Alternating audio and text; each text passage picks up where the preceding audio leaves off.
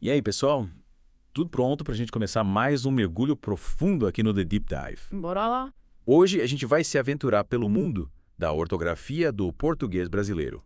Sei que pode parecer um tema árido, mas prometo que a gente vai descobrir um monte de curiosidades e dicas super legais. É isso aí.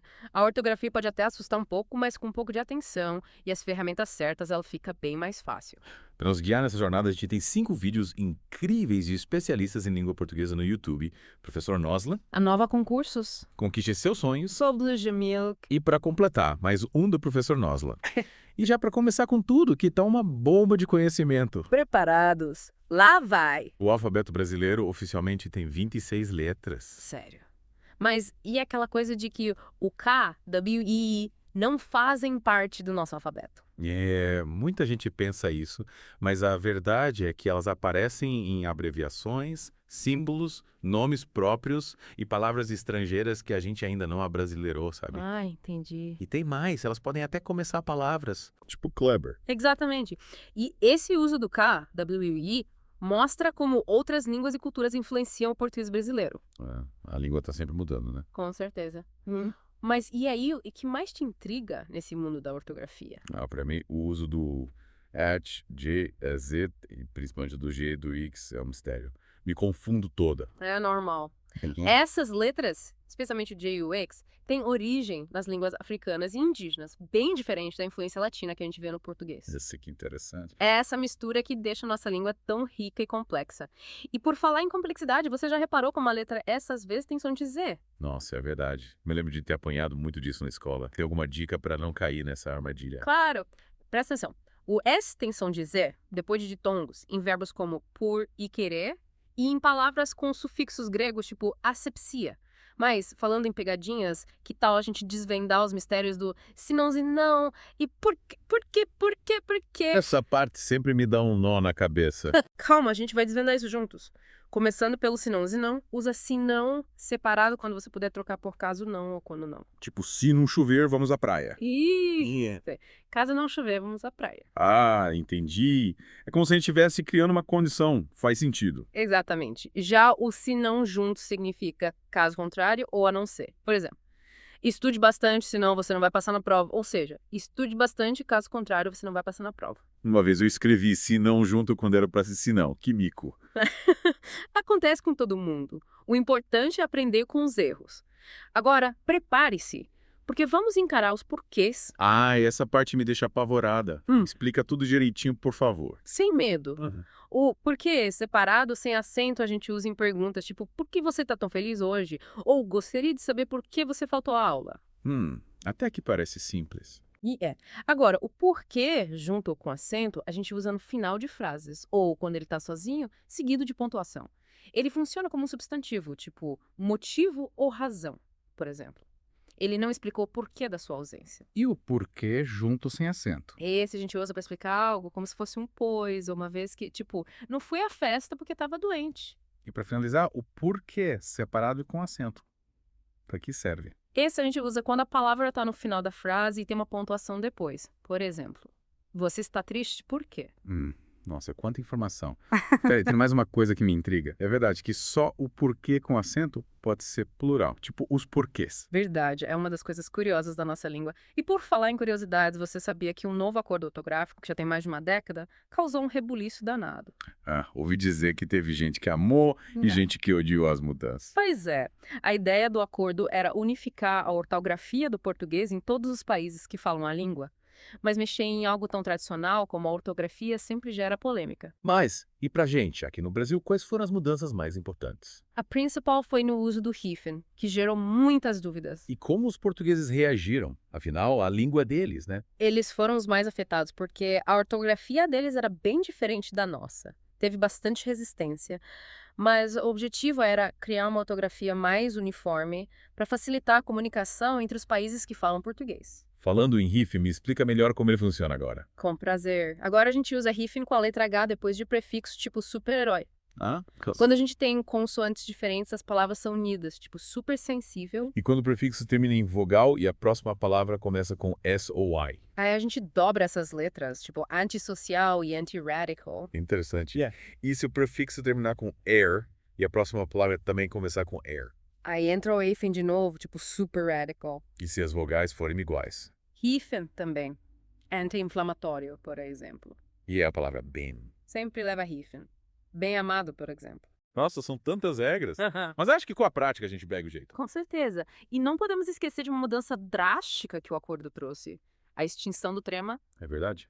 Adeus, trema. Yeah. Mas confesso que sinto falta dele às vezes. É normal sentir um pouco de nostalgia, a língua tá sempre mudando e a gente precisa se adaptar. O importante é ter a mente aberta e continuar aprendendo. Afinal, a ortografia é um processo contínuo de descobertas e aperfeiçoamento. Falando em aperfeiçoamento, você sabia que o dicionário Dício é uma ferramenta online incrível para tirar dúvidas de ortografia. É super completo, fácil de navegar e tá sempre atualizado. Eu uso direto. É um surfando. Como se escrever textos mais formais, sabe, tipo trabalhos acadêmicos ou e-mails importantes. Sim. Mas e naqueles momentos que não dá para consultar o dicionário? Tipo quando você está escrevendo um bilhete rapidinho ou uma mensagem no WhatsApp. Nesses casos, a memória visual é a chave. Lê bastante, ajuda a gente a guardar a grafia correta das palavras. É como se a gente criasse um banco de dados mental com as palavras que a gente já viu escritas corretamente. Então nada de usar o grupo da família no WhatsApp como referência de português correto, né? É melhor se inspirar em textos bem escritos, tipo livros e artigos de autores que a gente admira. Verdade. E além da leitura, qual outra dica você daria para dominar a ortografia? Praticar a escrita. Escreva o máximo que puder aplicando as regras que a gente aprendeu.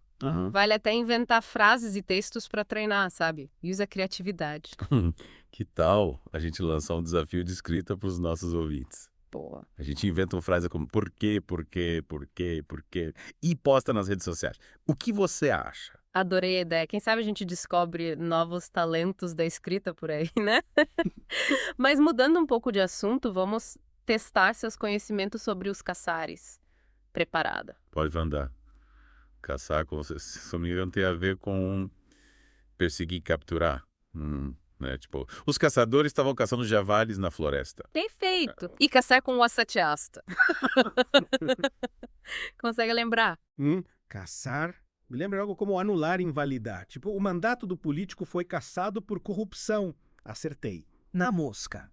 E agora, para finalizar o trio. Sexta e sexta, qual a diferença entre elas? Cesta com C é aquele objeto para carregar coisas como a cesta de frutas. Cesta com X é o sexto dia da semana, como em sexta-feira. E cesta com S, claro, é aquele cochilo gostoso depois do almoço. Mando bem. É importante ficar atento a essas palavras que são parecidas na escrita, mas têm significados bem diferentes.